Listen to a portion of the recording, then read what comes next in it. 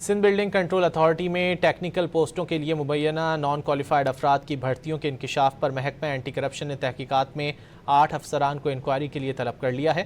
اس حوالے سے مزید جانیں گے ڈان نیوز کے نمائندے عاصم خان سے۔ عاصم، کیا معاملہ ہے یہ؟